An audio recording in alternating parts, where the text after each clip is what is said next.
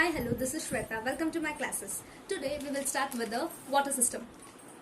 Today we will deal with water system. You all know that water is a one component system. In last of my introduction video, I have already defined water's component. So obviously here water is a one component system. Now water can exist in like three equilibria, isn't it? One is in liquid to vapor state, it can exist, solid and vapor state, and solid and liquid state. Water can exist in these three of the equilibria. Here, each of the all the equilibriums are having two phases. One is this phase and one is this phase. Any equilibrium you take, you are having two phases. So the number of these phases can exist in equilibrium. These can exist only in the equilibrium.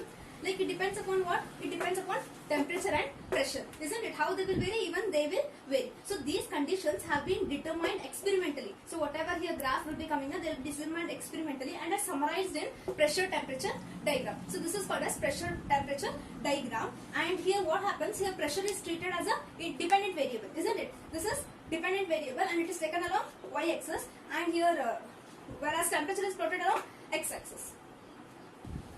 This is the phase diagram of water. I have plotted the phase diagram of water. Here what? You can see all the three phases. Water can exist in solid, liquid and vapor phase. So at low temperature what happens? It will be in solid. Okay, as the temperature goes on increases, it turns to liquid and so on, it will be vapor. So you have to remember in this region it is completely solid, here it is completely liquid and here it is completely vapor. So we have shown the three curves and this is the phase diagram of water.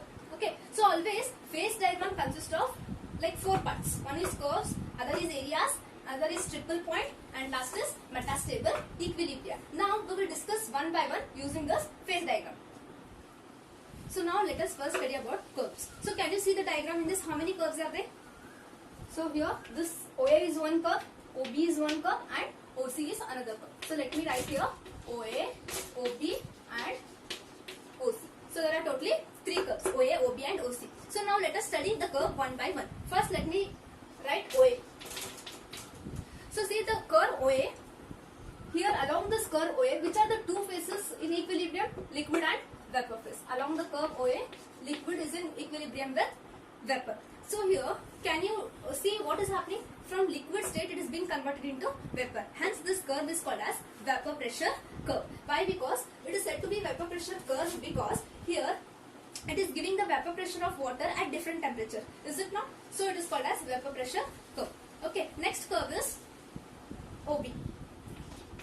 So here along OBC, which are the two phases in equilibrium? Solid and vapor. So solid is in equilibrium with vapor. And this curve is said to be sublimation curve. Why it is sublimation curve? Here you can see directly the solid is changing into vapor. Hence it is called as sublimation curve. That is OB. Next is what? OC. Curve OC, which are the two phases in equilibrium? Solid and liquid are in equilibrium. Solid and liquid. So these both phases are in equilibrium, and this curve is called as OC curve is called as fusion curve. Why? Because there is a melting of solid into liquid. Hence it is called as fusion curve. Now it's time to find the degrees of freedom. Now you have to find the degrees of freedom along the curves. Now you got to know along any curve number of phases are 2. That is P equal to 2. It means what? Here solid and liquid are in equilibrium. Here solid and vapor. Here liquid and curve. So here in all the three curves, along all the three curves, you have two phases are in equilibrium. So P equal to 2. And you already know water is a one component system. So C equal to 1. Then what about F? F is equal to, you have to find. How will you find F? Degrees of freedom. You already know that in last video you have seen. Using Gibbs space rule you will find degrees of freedom. That is F is equal to C minus P plus 2. This is the Gibbs space rule. You have to just substitute C and P, then you will get F. How will you do? C is what? 1 minus 2 plus 2. Here 2 get cancels. F equal to 1. Hence the degrees of freedom is what? 1 you got. So what does F equal to 1 implies? It implies that the system is univariant. Uni means 1. So the system is univariant along the curves. How it is univariant? Actual meaning of this is what? See here. Along any curve you take, if I want to define any point on this curve, I require only one. If I know the temperature, then I can find the, if I know the pressure, then I can find the temperature. Or else you take, if I know the temperature, along this curve you go, it will mean here I can get the pressure. It means what? If I know either of one variable along the curve, I can define the system. That is the meaning of F equal to 1 univariant. Now we will discuss the areas. So from the diagram again you can find the areas. Which are the areas? AOB means this is AOB and then BOC and AOC is what? AOC. See, can you observe that in each of these areas there is a single phase. That is, in this whole area only solid phase is there. In this whole area only vapor is there. In this whole area only liquid is there. So in each of the phases, the number of phases is only 1. So now it is clear that AOB is having only vapor phase, BOC is having only solid phase and AOC is having only liquid phase. Now again we have to find the number of degrees of freedom for the areas. So again using Gibbs phase rule, F is equal to C minus P plus 2. You know that how many component system it is? It is one component system. And how many phases are there in each areas? There is only one phase. So minus 1 plus 2. It will be what? 1 and 1 will get cancelled. You are remained with F equal to 2. F equal to 2 means the number of degrees of freedom which are to be defined for the areas is F equal to 2. What does it imply? It implies that it is a bivariant system. Bi means 2. So it is a bivariant system. So F equal to 2 means bivariant system. What does it signify? So see, just through the diagram, if I want to define any point in the area, I require two variables. For example, you see, if I want to define this point, if I want to define, I want pressure also and I want temperature also.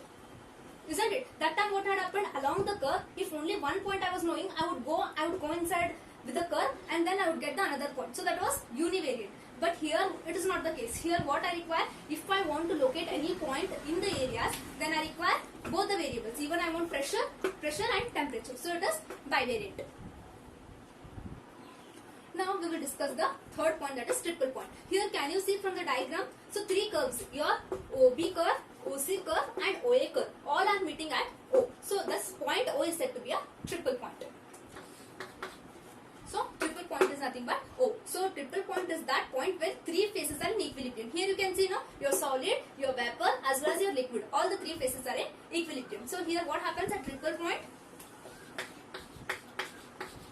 Your solid is in equilibrium with liquid is in equilibrium with vapor. So it means what? Number of phases are in equilibrium is 3.